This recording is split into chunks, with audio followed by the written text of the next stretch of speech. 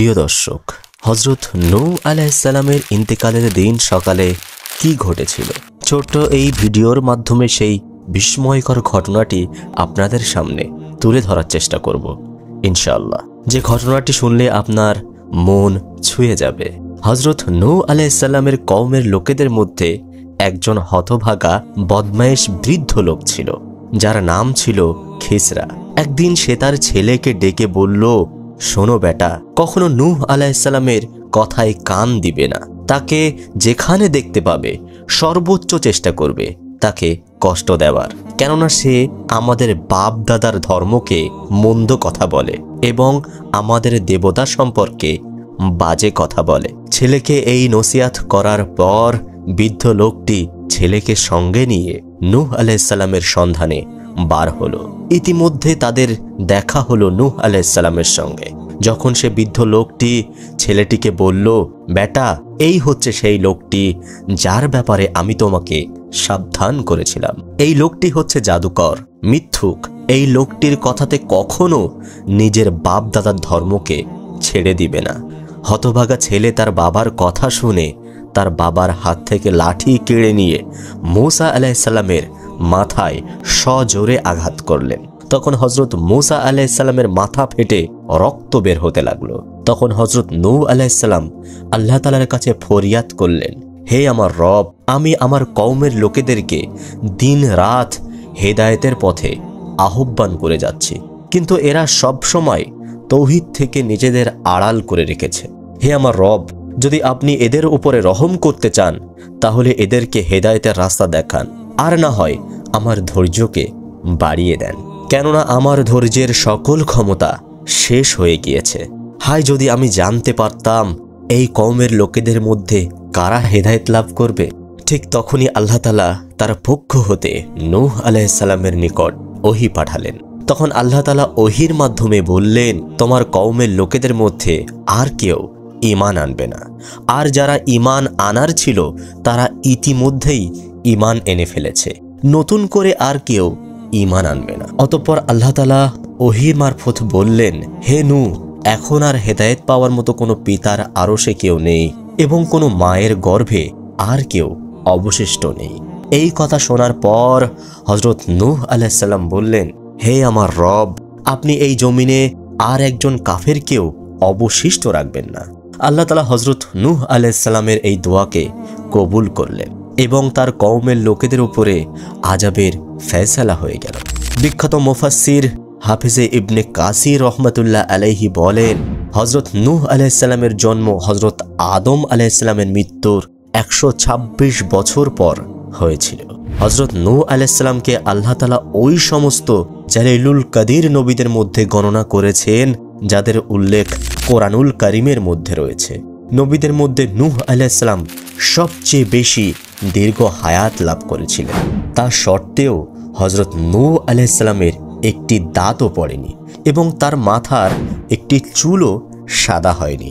তার ইবাদতের উদাহরণ এমন ছিল যে সারাদিন ইসলামের দাওয়াত দেওয়া ও অন্যান্য কাজকর্মে ব্যস্ত থাকার পরও দৈনিক 1000 রাকাত নামাজ আদায় করতেন, কারণ তিনি সর্বপ্রথম নবী ছিলেন যার বদদোয়ার কারণে আল্লাহ তাআলা তার কওমকে ধ্বংস করে দিয়েছিলেন। তার কওমের লোকেরা তার উপরে অনেক জুলুম অত্যাচার করার সত্ত্বেও তিনি কখনো তাদের সঙ্গে খারাপ ব্যবহার করেননি। এমনকি তিনি প্রত্যেক লোকেদের ঘরে ঘরে গিয়ে দ্বীনের দাওয়াত পৌঁছে দিতেন, যার কারণে লোকেরা তাকে পাগল মনে করত। প্লাবন আসার পূর্বে তার কওম হযরত নূহ আলাইহিস সালামকে নানাভাবে কষ্ট দিতে লাগলো। তার কওমের লোকেরা তাকে এমন পরিমাণ মারধর করত যে হযরত নূহ আলাইহিস সালাম বেহুশ হয়ে যেতেন। এরপর হযরত নূহ আলাইহিস সালামকে কওমের লোকেরা কম্বলে পেঁচিয়ে তার ঘরে রেখে যেত এবং তারা ভাবত তিনি হয়তো মারা যাবেন। অনেক সময় বেহুশ অবস্থায় কম্বলের মধ্যে পেঁচিয়ে পাথর চাপা দিয়ে রাখত। রাতের বেলা হযরত জিব্রাইল আলাইহিস সালাম এসে সেই পাথর সরিয়ে দিতেন এবং হযরত নূহ আলাইহিস সালামকে সেখান থেকে বার করে আনতেন। অতঃপর হযরত জিব্রাইল আলাইহিস সালামের ডানা দিয়ে হযরত নূহ আলাইহিস সালামের ক্ষতস্থানে বুলিয়ে দিতেন। তারপর সমস্ত ঘা ক্ষতস্থান ভালো হয়ে যেত। পরের দিন নূহ আলাইহিস সালাম পুনরায় তার কওমের লোকেদেরকে গোমরাহি থেকে হেদায়েতের পথে আনার জন্য দাওয়াত দিতেন। তারিখ আত-তাওয়ারিতে উল্লেখ হয়েছে, হযরত আব্দুল্লাহ আব্বাস রাদিয়াল্লাহু আনহু হতে বর্ণিত, মহাপ্লাবনের পর নূহ আলাইহিস সালাম 50 বছর জীবিত ছিলেন। আব্দুল্লাহ ইবনে আব্বাস রাদিয়াল্লাহু তাআলা আনহু বলেন, যখন হযরত নূহ আলাইহিস সালামের মৃত্যুর সময় ঘনিয়ে আসলো, তখন তিনি একটি পাহাড়ের উপরে উঠেছিলেন।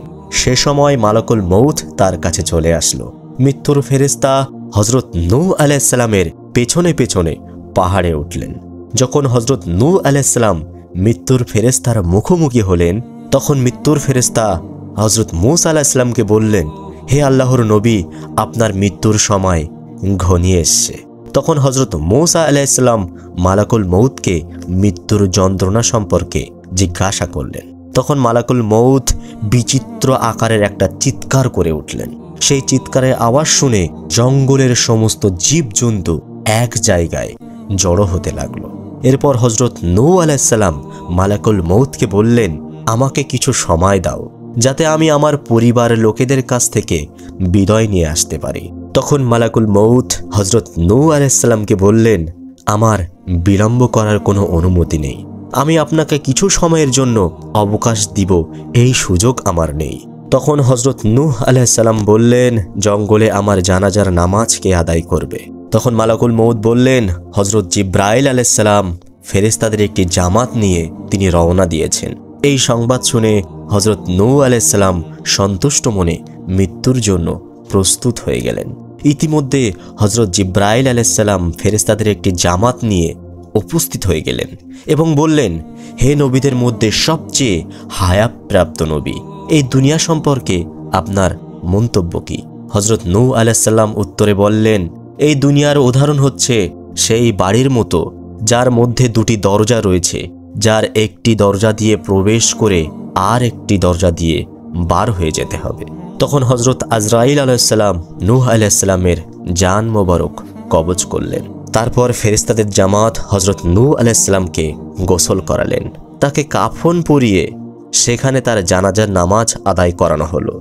বলা হয়ে থাকে যে আসমানের সমস্ত মাখলুকেরা অন্য কোনো মানুষের মৃত্যুতে এতটা কাঁদেনি যতটা কান্না হযরত নূহ আলাইহিস সালামের মৃত্যুতে কেঁদেছিল। তো আমার প্রিয় ভাই ও বোনেরা, আমরা সবাই আল্লাহ তাআলার কাছে দোয়া করব যে আল্লাহ তাআলা কোটি কোটি শান্তি ও বরকত হযরত নূহ আলাইহিস সালামের কবর মোবারকে বর্ষণ করে দিন। আমিন।